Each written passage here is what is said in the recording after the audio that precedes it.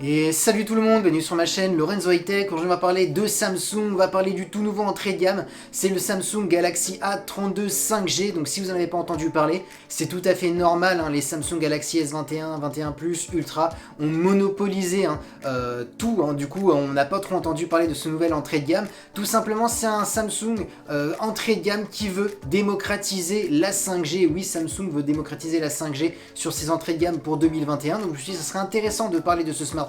Il sort au tarif de 279 euros le 12 février, donc il y a encore un peu de temps, mais bon voilà, je voulais quand même vous en parler. Mais avant de commencer la vidéo, si vous n'êtes toujours pas abonné à ma chaîne YouTube, abonnez-vous, elle est 100% high-tech. N'oubliez pas d'activer la petite cloche de notification pour être alerté lorsque je publie une vidéo, ou sinon ma page Instagram Lorenzo High-Tech, je donne souvent des informations, des promotions, tout ça en story. Et maintenant, c'est parti. Du coup, commençons par le design de la face avant. Rien d'exceptionnel, hein. On est sur un design classique, hein, c'est normal pour son prix. Concernant les caractéristiques, on a une diagonale de 6,5 pouces, donc une bonne taille, avec une définition HD+. Bon, c'est son petit point faible, on va dire. On n'a pas de Full HD minimum, c'est un petit peu dommage, mais bon, on va dire pour son prix, on n'est pas peut-être à la recherche de toutes les dernières technologies. On a bien entendu un écran LCD et pas AMOLED, ça aussi c'est tout à fait normal. On a un taux de rafraîchissement de 60 Hz.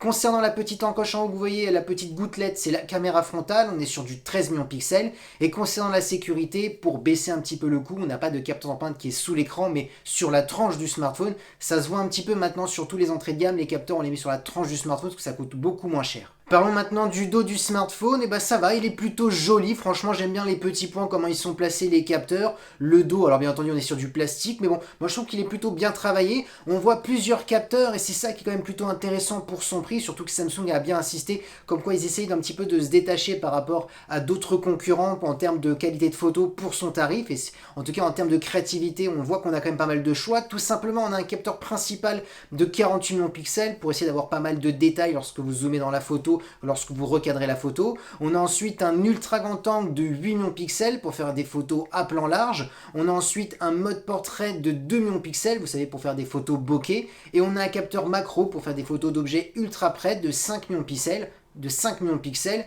Et concernant la qualité de vidéo, on filme jusqu'à de la 4K.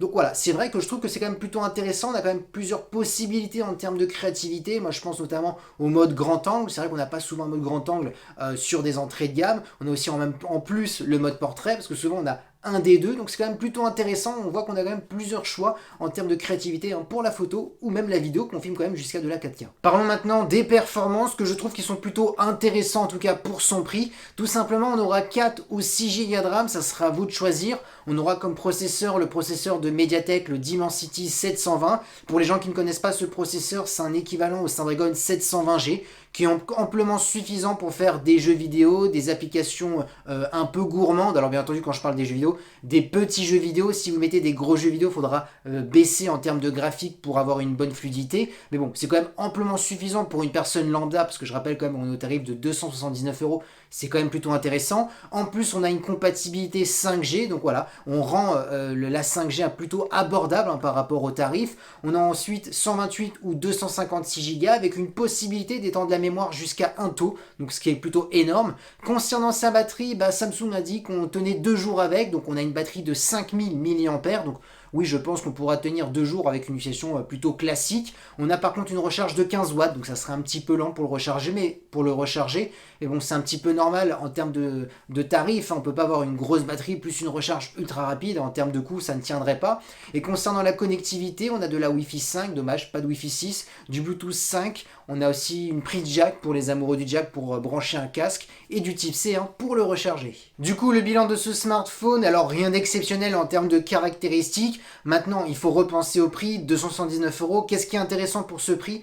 Et pour ma part, je parle notamment de photos. En termes de créativité, je trouve le fait qu'on a un bon petit capteur principal, un ultra grand angle, un mode portrait, je trouve qu'on a quand même du choix, ce qu'on n'a pas souvent le cas, hein. Souvent c'est pas le cas, on n'a pas beaucoup de choix dans les entrées de gamme, donc je trouve que c'est quand même son petit point fort. La batterie de 5000 mAh, parce que souvent des personnes lambda, ils pensent tout de suite à la batterie, parce qu'ils veulent pas faire grand chose, mais ils veulent quand même avoir une bonne autonomie. Là on a du 5000 mAh, c'est plutôt intéressant. Le processeur, bah ça va, c'est un processeur plutôt polyvalent, bon, en tout cas bien entendu pour sa gamme de smartphones et pour son prix. Donc voilà, pour une personne lambda qui ne veut pas toutes les dernières technologies, qui veut un bon petit smartphone pour faire du surf sur internet, des réseaux sociaux, des photos par-ci par-là, et bah c'est un bon petit smartphone. Donc voilà, je trouve que le pari de rendre la 5G abordable chez Samsung, bah c'est plutôt réussi. Et voilà, la vidéo est terminée, j'espère qu'elle vous a plu. Si c'est le cas, n'oubliez pas le petit pouce like, de vous abonner sur cette chaîne YouTube et d'activer la petite cloche de notification pour être alerté lorsque je publie une vidéo, ou sinon ma page Instagram Lorenzo High Tech, je ne souvent des informations, des promotions,